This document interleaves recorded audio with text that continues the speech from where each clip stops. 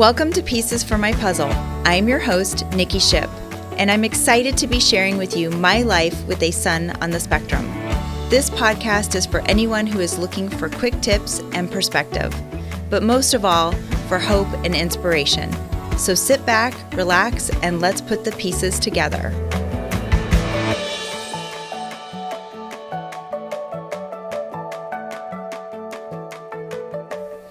Hello, and welcome back to another episode of Pieces for My Puzzle. I'm your host, Nikki Shipp. Thank you so much for joining us today. Last week, we talked about human connection and how important that is for us to make sure that we're finding connection. This week, we are going to talk about being diagnosed with autism as an adult, and hopefully I can provide some quick tips to you on what to do. I decided to talk about this topic actually because we've been getting a lot of questions from people that have been messaging us after certain show episodes.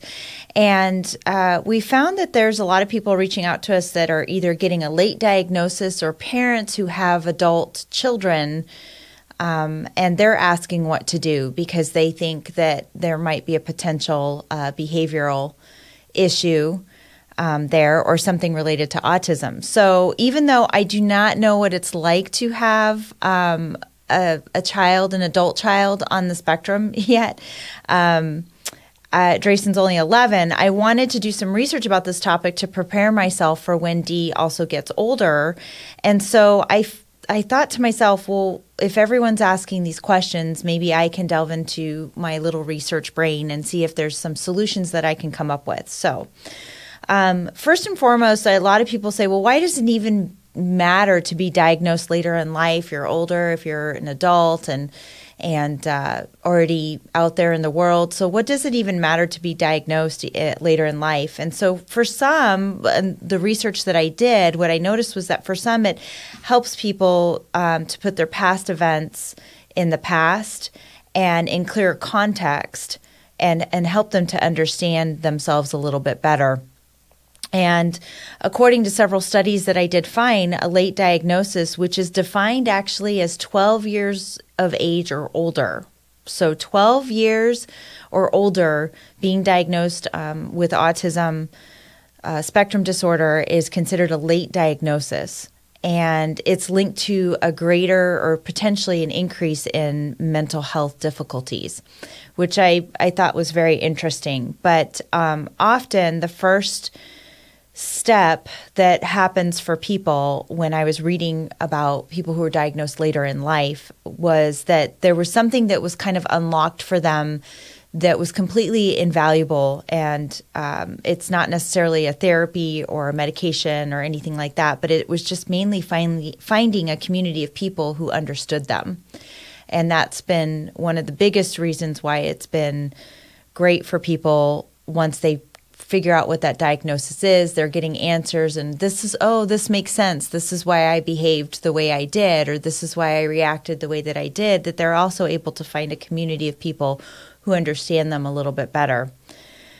So, the other part to this that I kind of researched was what happens when autism goes untreated. And it can cause changes in brain function that make it more difficult for the person to control impulsive behavior or think rationally about their actions before they act on them. So that's when autism is not being treated per se, that they can struggle with that impulsive behavior a little bit more, and they can't quite identify why they're behaving the way that they're behaving. So again, getting that diagnosis at any stage, it's my belief, or my conclusion, I should say, after researching some of this, that it does help to give clarity or shed some light on a situation for a person that might be struggling. It also can lead to situations where autistic adults are unable to live alone and take care of themselves without assistance if therapies are not enforced or if things go untreated. And so what we've noticed in some of the conversations that we've had with parents is that their children are now getting older and therapies were never enforced or never found or never done within the household or outside of even their home. And now these kids are struggling in their late teens, early 20s, and are unable to live on their own or have to have some sort of assistance. Part of the reason why I'm doing what I do now with Drayson in terms of OT and speech and ABA-based therapy, all of the structure that we give Drayson, is my hope is that he can live independently one day on his own. So this was very defining for me when I started delving down the research, because I felt that it gave me validation that I felt like we're doing the right thing as parents, but also it made me realize how many people aren't seeking resources, or they did for a little while and weren't getting a result, so they stopped. And so I'm starting to notice that that's also a trend that's happening with people who are older and on the spectrum. I found a study that was published in November by Health Psychology and Behavioral Medicine, and they found that even late diagnosis of autism spectrum disorder, even after the age of 50, provided considerable benefits to that person. So again, I don't think that there's any really age that you shouldn't consider an evaluation if you think that you may or may not be on the spectrum. Studies have also shown that most adults with autism feel that they were different from a young age, and despite not having a diagnosis, all of them had autism symptoms as children, such as social isolation and repetitive behaviors. So what some adults are realizing now is that they were doing that all along, or they couldn't understand why they did those behaviors, and so now they're getting answers. Several were misdiagnosed with mental health conditions, including anxiety and depression. So, and I do think that we have evolved considerably within the last, for sure within the last decade, if not 2 decades, pinpointing autism. But I think for some of these adults who are in their 50s and 60s, it wasn't as common to seek a diagnosis. And so, or to evaluate for that, I should say. It wasn't as common to evaluate for autism. So I think for some people, they've been misdiagnosed, including, like I said, anxiety and depression. And so they think that they have a different mental health condition.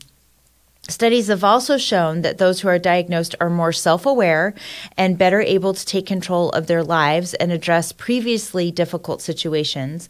I found an article by, it's called ADD Etude, so Attitude.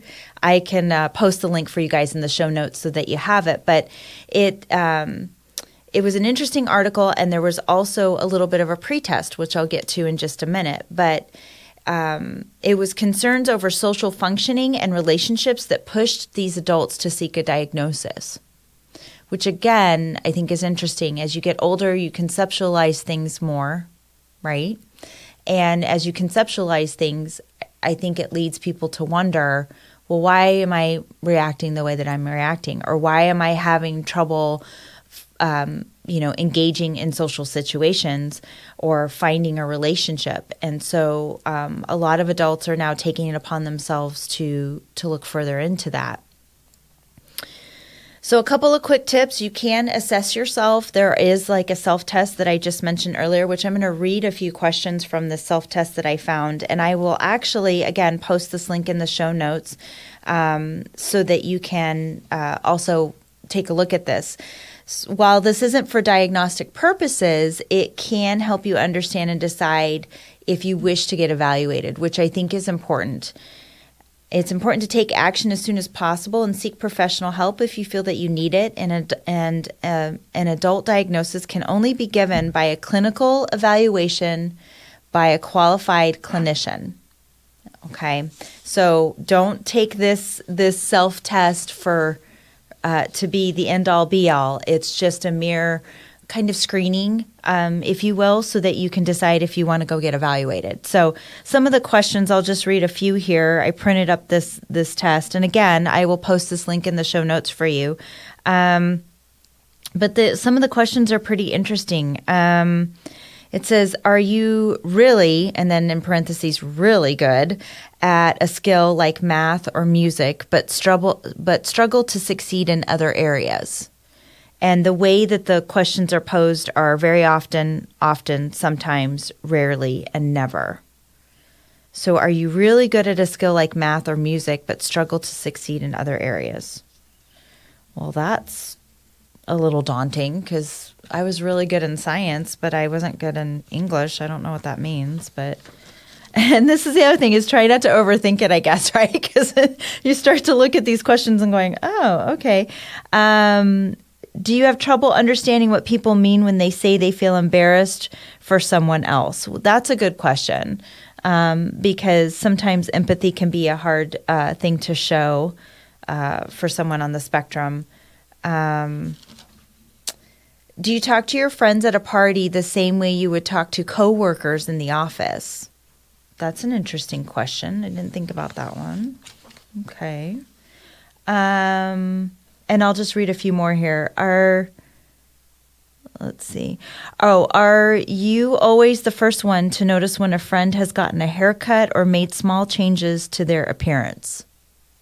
That's interesting. And do you enjoy inventing your own words and expressions that might seem quirky to others? That's interesting as well, too. So that's just a couple examples from that questionnaire to kind of get you thinking. But of course, like I said, it's always important to go seek professional help. So psychiatric assessments for other conditions are commonly used to rule out or confirm or even uncover other existing conditions that you might have alongside autism spectrum disorder, such as even OCD, anxiety. As I've mentioned in previous episodes, there are lots of other secondary diagnoses, if you will, that do take place. For example, Drayson is paired with ADHD, speech delay, global developmental delay, and anxiety. So there can be a lot of secondary conditions that are involved with the autism diagnosis as well. But it is important to go get assessed and to get evaluated. Find out what options are available to you. There are therapies and medications that are available to you. Each person's diagnosis is very specialized. It's very individualized, So there's no one size fits all on treatment. On that. And that's Drayson has definitely shown that to me, because when I talk to other parents who have children on the spectrum, it's like we all have our differences. There are some similarities, but for the most part, like Drayson's regimen is completely different than some of the other regimens that the kids have. No matter the age, if you're concerned or if you're unsure, it's best to have an evaluation done. So keep in mind that the longer you wait, the higher the chance of a negative consequence. And that was something that I really noticed and that I read in a lot of these studies that I researched, was that the longer you wait, the higher the incidence of negative consequences that can occur going undiagnosed. This concludes our episode for today. Thank you so much for tuning in. If you have questions, comments, or even a show topic that you'd like to hear on the show, please send me an email at info@piecesformypuzzle.com. I'd love to hear from you. Feel free to like and follow us on Facebook and Instagram as well. And if you haven't checked out our YouTube channel, please do at Pieces for My Puzzle. If you like what you're hearing, please spread the word to others so that we can help everyone and to bring awareness to the autism community. And feel free to give us a good rating on your preferred podcast platform of choice. Thanks again for tuning in. Until next time, keep working on your puzzle. And remember, you don't have to have it all solved in a day. Take care.